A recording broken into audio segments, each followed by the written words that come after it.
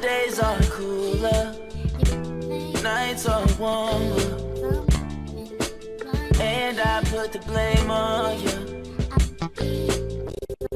Time moves slow, but my heart beats faster. When these eyes are looking right at you, right at you. You give me something to believe in, just what I needed. You're the closest. We're in dire straits. I had one of my former students on who is a political reporter and analyst at Semaphore that I never heard. It's like a really new startup news agency devoted to facts, and it's radical, you know. And I'm like, I was talking to her yesterday, and I realized I feel so bad because I have news sense. I can immediately tell if a story has not been researched. I can immediately look at the first graph and know that this person doesn't have an editor. I can, you know, like there's certain things, but I've been doing this for 30 years. And so I'm warm, even though on these airwaves, I'm not a journalist, but I'm like, this next generation, I feel so sad because they can't trust that the things that they're being told are true. And now with deep fakes and AI, it's on and popping. And media literacy is like a struggle right now. And the other thing is social media. A lot of people will say, I get my news from social media. That news is not really on social media. A lot of that stuff is just confirmation biases being weaponized against you. So the choir's in here today. Explain that, please. I know I see. But for example, we're Black people, right? We care about Black stuff, right? You go on Twitter or X, whatever, which is owned by Elon Musk, who is an unabashed conservative at this point. Racist. Let's put that in a bigot. Yeah, I was gonna say, has at minimum toyed around with the worst type of bigotry. Like you're talking Hitler, no Holocaust type stuff, all kinds of racism, even within his company being sued by Black people that work there. So like, this is the person with his fingers on the pulse of the algorithm, and he's not playing fair. Like he's banning certain accounts that are too liberal, or that, you know, journalists that are covering like the Arizona, the thing with Trump, possibly, well, not Trump, but the conspiracy of everybody but Trump trying to steal the election. Like he goes, oh, I'm gonna take away their blue check. So this is the environment, but you can't convince the average person that they're walking into an environment where they are being tricked. Most people have too much pride to say, oh, they got me. A good example is recently Kamala Harris was heckled by protesters at a rally. I'm not mad at anyone on either side. Everyone's playing their part. But the clip that was shared is just her staring them down, and it makes it seem like they had a problem. She stared them down and said, y'all want Trump to win? And then went back to her speech. And they, of course, were escorted out. There's a longer 3-minute clip that shows them being interruptive, her trying to go through it, her addressing it like, hey, I hear what y'all saying, trying to go back to my speech. Everyone's here for this rally. So the fact is, if we have our certain biases, we're going to see that 30-second clip and go, Kamala Harris, I knew it. I knew something was up with her. I knew she didn't care. If you watch the 3-minute clip, then it's less inflammatory, but now you're informed and you're like, oh, okay. And if you zoom out a little further, you find out she met with a group that is earlier before the rally that was about, stopping the violence, about the ceasefire. So like this is the point. You can't get news from social media because it's not existing there. It's just playing to your biases, and we're always in a constant state of alarm, and that's what keeps us scrolling. So it's to their benefit to keep us constantly feeling terror, fear, anxiety, because we scroll as if the next scroll will somehow it's like licking a salt lick. Right. You know what I mean? You're like, oh, the next drink of this salt water, that'll get rid of the thirst. I better drink a little more salt water. One more chip, one more potato chip. That's what they got us doing.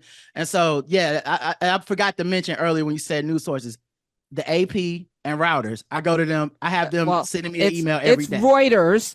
It's Reuters. You know, and Associated Press. But even they've been compromised.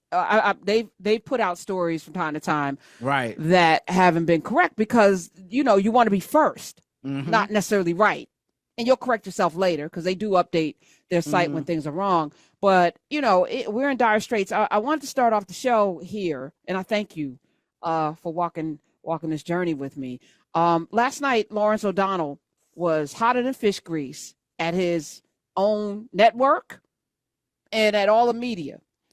And I love that he could give, this is what being uncompromised should look like. Anybody that has, because here's the thing, MSNBC is not going to take him off because he's calling them out. That would make them look even crazier. So if you're in a position to have a microphone and your organization is part of the problem and you say nothing, you're complicit. You have to call them out.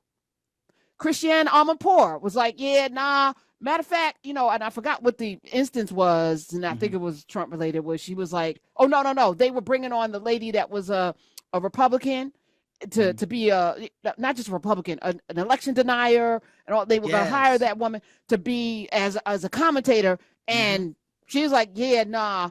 This this is wrong. She's still working because she's valuable. And when you know your worth, you're standing up, because you fire me at your own peril. It's basically what you touch me at your own peril.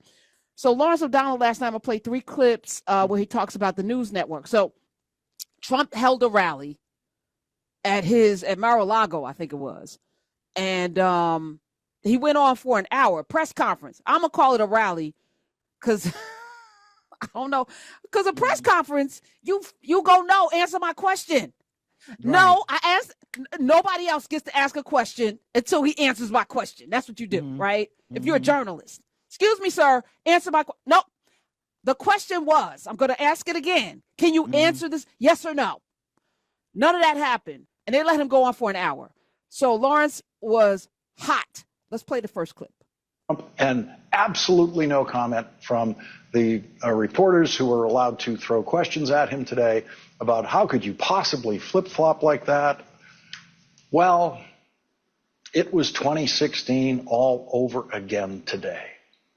Donald Trump spoke at his home in Florida for over an hour, and all of the cable news networks, including this one, carried it live, just like they all did repeatedly in 2016. It would be hard to find a sentence in what Donald Trump said today that did not include at least one lie.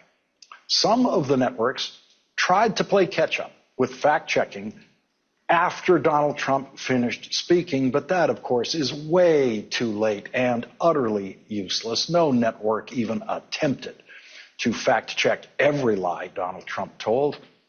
Every network has the capacity, especially with these wide screens we now have at home, to run a live scroll at the side of the screen, fact-checking many of Donald Trump's lies. Not all of them, that would be impossible, but many of them as he speaks. For example, when Donald Trump said, quote, Kamala Harris is not smart enough to do a news conference, the networks could have simply put on the side of the screen, Kamala Harris is a graduate of Howard University and University of California Hastings College of Law.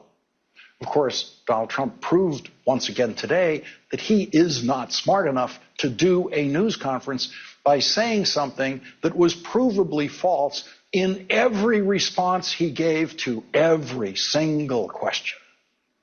Most of those were knowing lies by Donald Trump. But many of the falsehoods Donald Trump spread today in his responses came from that vast well of stupidity that takes up most of his brain.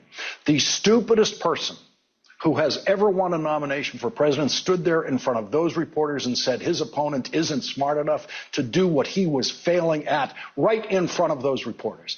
And to make a bad news coverage situation worse, none of the networks, none of them, carried Kamala Harris's speech live after the Trump appearance. None of them. So we are going to carry her entire speech because while this is not a news outlet, I think Urban View is committed to this audience and making sure that you receive the thing you will not get anyplace else in the world, unfortunately. There are very few news outlets that will do what we do on a daily basis. And there's no longer, there was this notion, and I remember when I was teaching, they would say you have to be unbiased, and, and it's like, it's impossible for a human being to be completely objective, right? Because we all come into every situation with our backgrounds, our way of knowing, but what you must be is fair. And fairness is not giving two sides an opportunity to speak when one side is inherently going to lie. That's not fair. That's not fair to the audience, right? So giving this man unchecked, which they did in 2016, which is Lawrence's point, unchecked, free airwaves to just say whatever is not fair, and it's also not good journalism. As if we didn't learn. As if we didn't learn. We already know. He hasn't changed. What we 9 years too late on this. That's what he said. All right, you're ahead of me. All right, let's play the second clip before we get into Vice President Kamala Harris's speech. This network brought you the last few minutes of Kamala Harris's speech live, but was actually doing Olympics coverage when the speech began and kept doing it. And so, as a first order of business in this hour tonight, we will correct that mistake by presenting to you in full and unedited, as if live, everything that Kamala Harris said today in her speech in Michigan, which all of the networks knew was coming. They knew what time it was coming. They knew how to cover it live, and they didn't. After giving Donald Trump more than an hour of live coverage on all of their networks. It's 2016 all over again. The same mistakes are being made. I have never seen an industry slower at learning from its own stupid mistakes than the American news business. And you cannot expect them in the next 89 days to figure out what they haven't been able to figure out in 9 years, how to cover a Trump for president campaign. It's not hard. Mm-hmm. It really isn't hard. But you also know that all of the news outlets, MSNBC, CNBC, and Fox, are owned by billionaires and people who are compromised. They have an agenda. All of our newspapers, all of our local television. Smith said he grew up watching Roz Abrams and who was the other? Who was on with Roz Abrams? Chuck Scarborough? Bill Butel. Okay. Locally, it was Chuck Scarborough and Sue Simmons when I was growing up, but it was nationally, it was Walter Cronkite, right? We all grew up with local iconic, news people who would give us our local news. But even those stations are owned by like Sinclair, and they have agenda. So even your local news is skewed to a certain bend. And it's, to me, you don't know any better because you've grown up as I have to believe, the news, who could compromise the news? It's compromised. Yep. And I'm not trying to be petty with this, but this is why a lot of us did not like what the NABJ did. Like this moment right here of covering him like he's normal, because this is the same thing that normally we as black people and black people in media, we call out these states. We like, why did y'all do that with Trump? You treat him like he's normal. You know he's an existential threat to our country and our democracy, and you just out here playing games with him. And NABJ was like, nah, we gonna figure out how to do it. You can't figure out how to do it. He doesn't respect the entire industry of journalism. So he's not going to sit up there and you're never going to pin him in a corner and make him admit he was wrong, or he's just going to lie to your face, disrespect you, and then go about his damn day. And the sycophants who follow him will never admit he was got. They won't say it was a bad day or whatever. That stuff rolls off him like water on a duck's back. So yeah, it's, all this stuff is related to me. And I hate that the NABJ is even seen as part of ushering this back into the forefront of like, hey, he's normal, we can talk to him. No, he's not. Right. My days are cooler, nights are warmer, and I put the blame on you. Time moves slow, but my heart beats faster. When these eyes are looking right at you, right at you. You give me something to believe in, just what I needed. You're the closest.